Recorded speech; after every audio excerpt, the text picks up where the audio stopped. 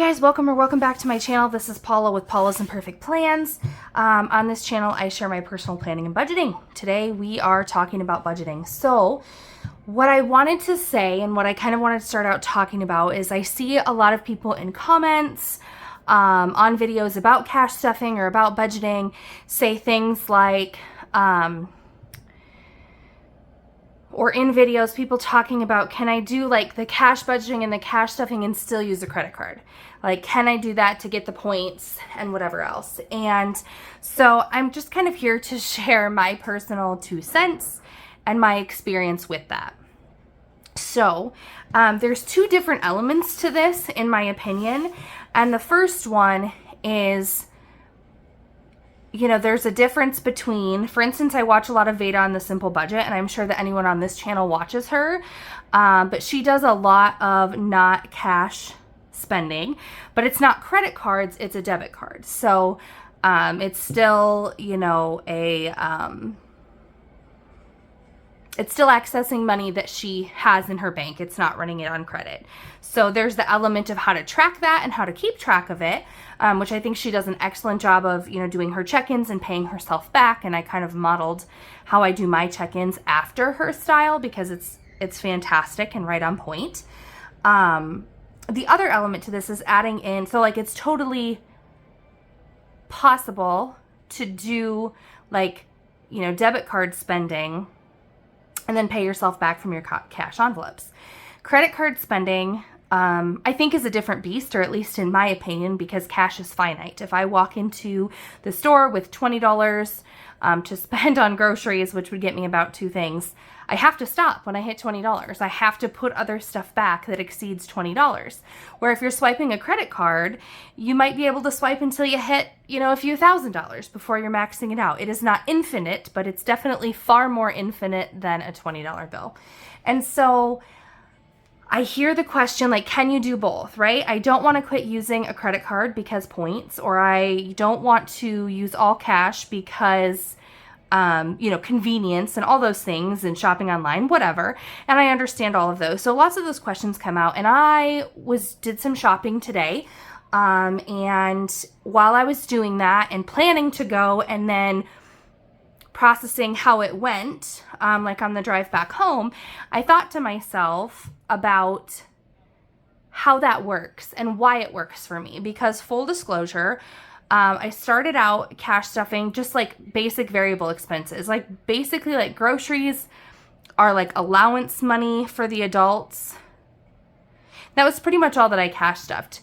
And then I started implementing eating out cash because that was an area where we struggled. So really I just started implementing it in areas where we struggled to remain in budget or where we overspent.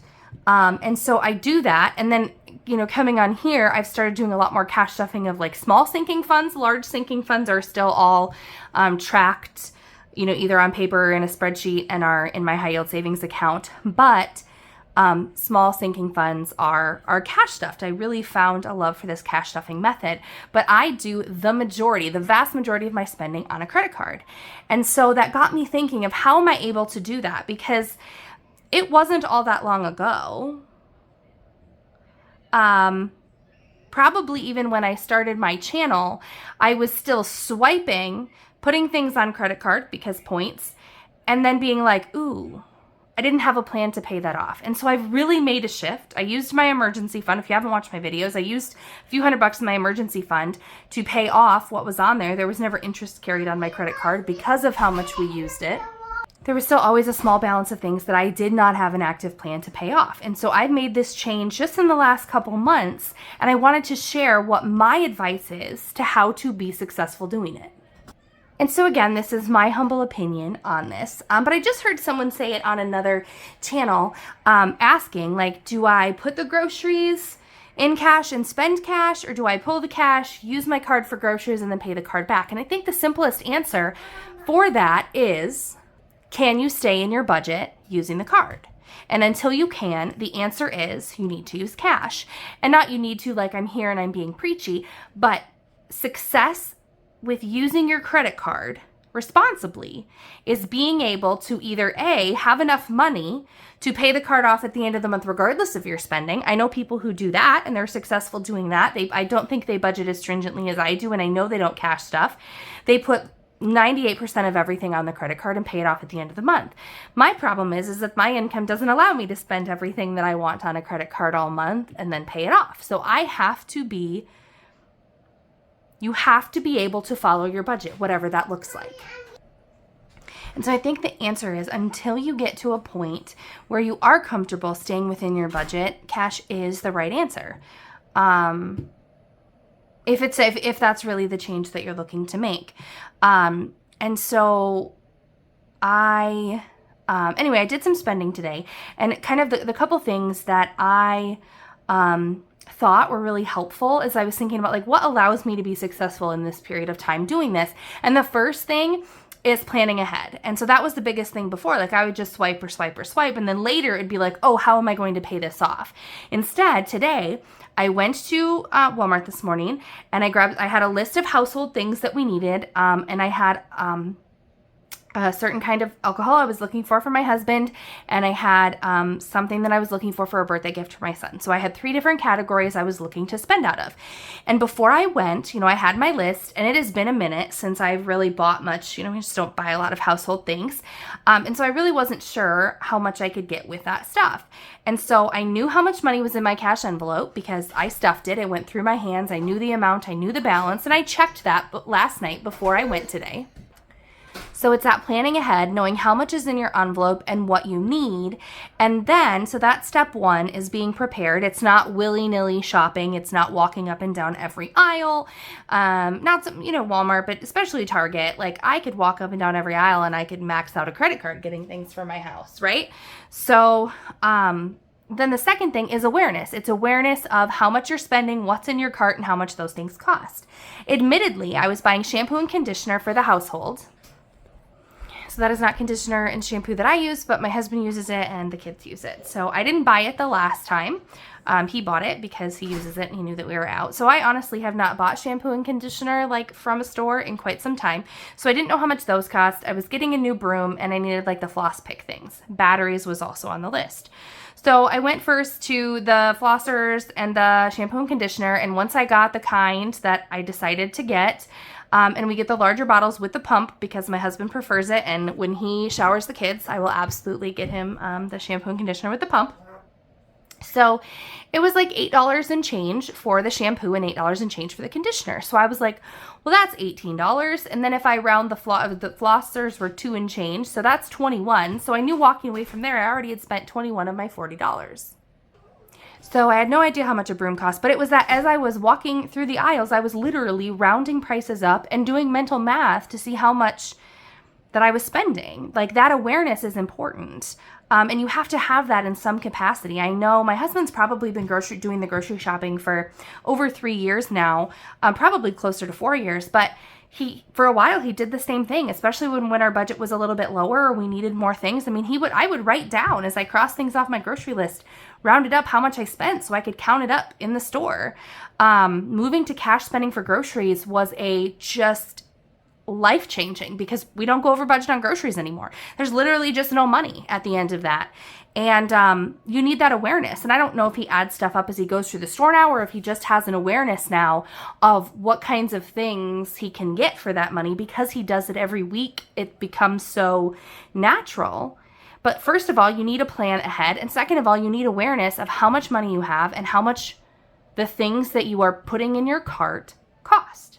Those are the 2 things that you need in some capacity to be able to do this and be successful. So I thought I would go through really quickly. I don't do this every time right after I spend money, but especially if I spend money out of multiple categories, I like to sit down and do it right away, not just in a weekly check-in, because I like to know that the money that needs to go back to the bank is there. It's no longer in the household envelope. So I'm not going to look in there and be like, oh, I could take cash from here for this or whatever. Like I like it to be out of there so that it does not unintentionally or intentionally get used for something else. It's accountability. So I thought I would go through, and I also don't do it quite this thoroughly. Like I don't necessarily highlight things and whatever, but I thought I would just show you a general example of how you can do this, looking at a receipt and breaking it down like I do and then pulling the cash. So this is just my example for the day. So the household things. So most of this was household. That was the broom, shampoo, conditioner, and the flossers. All of those things were household, so I'm highlighting them blue. And then I'm just going to do the math quick. So it's $11.34 plus $8.46 plus $8.46 plus $2.74. That's $31 even. Everything on this list is taxable, and tax here where I live is 7%. So I multiply that times 1.07, which means my household total was 33. Well, I picked the lightest color to possibly write it, and my household color was 33.17, and I'm just making a note on a random piece of scrap paper over off to the side. So then the boy's shoes is the other expense there, and that was a kid's expense. So am I going to be able to find my green highlighter in a timely fashion? Maybe. Again, you don't have to do all of this if you don't need to do this. Like, I could probably just do the math and separate it out. But as I'm here and trying to show an actual example of how you can do this and make it work, I'm going to show you. So, oh, and I highlighted it the wrong color anyway. It was for a kid, but it is a holiday expense because it was for a birthday. So that is $18.98, also times the 1.07, which gives me $20.31. That's $20.31. So just as an example, and I did this, so $18.98, for instance. If you want to know how much of that is sales tax, you multiply it by 7% because you pay 7% sales tax. So the amount on that one item is $133 that was taxable. If you want to get the total amount of those shoes with tax, you multiply it by 1.07, which is essentially 107%, to show what the total amount taxed was, or whatever your tax is. So if it's 6%, it's 1.06. If your sales tax is 5, it's 1.05, etc. Okay, so that gets me to 20. Since the 8 is above 5, we round that up to 31. So 2031 plus 33.17, and that gets me to the 53.48 that I paid entirely. So I know that based on the math, here's the little note that I jotted down, that is the correct math for this receipt. So that's when I can pull into here, into household. Blue is the household, and that was $33.17. So I'm going to pull 20, 30, 1, 2, 3, and 4. And so that leaves $5 in household. I round up with my expenses, is typically how I do this. So 20, 30, 1, 2, 3, and 4.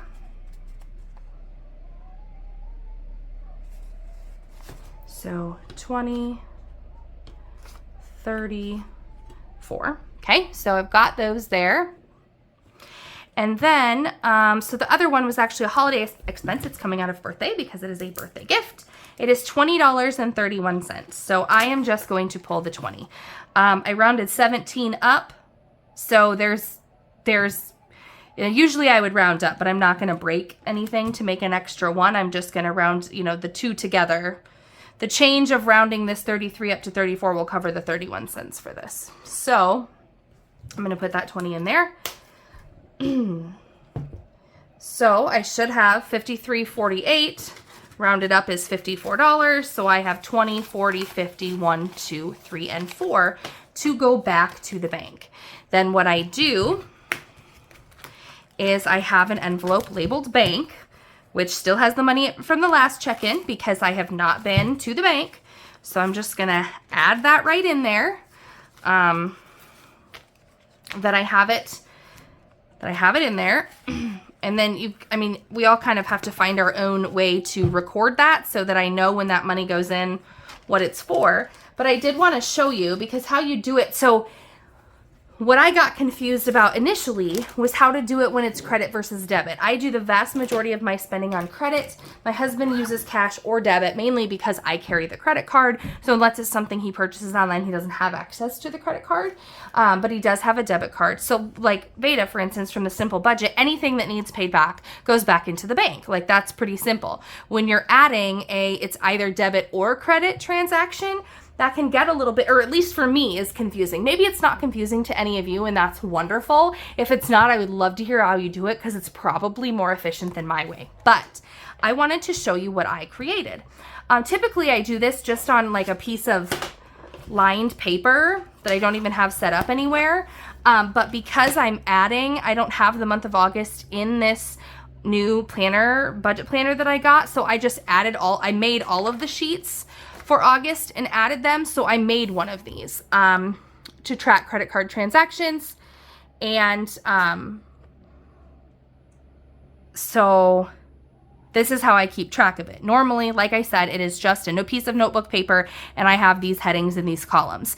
So I write the amount of the transaction that I made, the description, so that's what it is or what it was for. And then I have a column for sent and a column for posted. So as I'm spending things, I haven't updated this for the things that I bought in the store today, because I got home not all that long ago. So I'll write that down right now and just show you how I put that in here. So I write, it was $53.48, and this was just to Walmart this morning.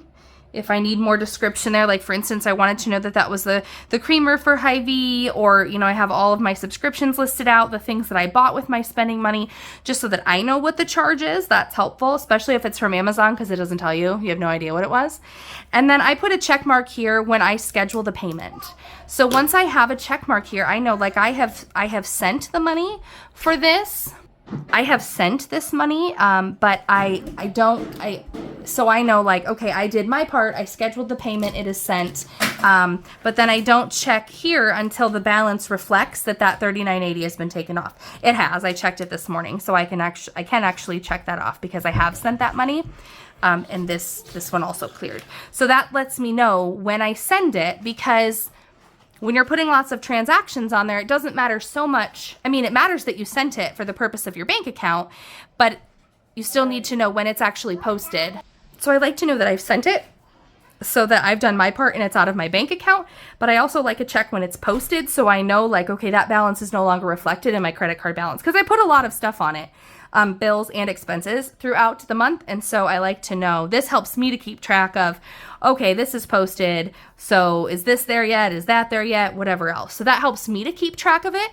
If you have a different way to do it, that would, so then, I put money back in the bank account and I add up, okay, the money that we put in, I need to make a payment of this size with the money we put in. I make that payment, I put it here, and the rest stays in the bank account, and then I can add that, like, to the rest of it to the register where I keep track of the bank account balance. So that is how I do it. That is what works for me. I would love to hear if you have a better strategy or anything else that works for you. I'm always open to new things, and certainly I'm learning as I'm going, so I'm constantly changing what I'm doing, which I think is part of it. It's learning and growing and expanding your processes and your potential, and so that's exciting. But anyway, if you like this video, please give it a thumbs up. If you have any feedback, questions, comments, I would love to hear about them. And please subscribe. I would love to work towards 500 subscribers, of people that come back and visit. If you're watching the video, please consider subscribing to help us reach that goal. So thank you guys so much, and have a great weekend. Bye.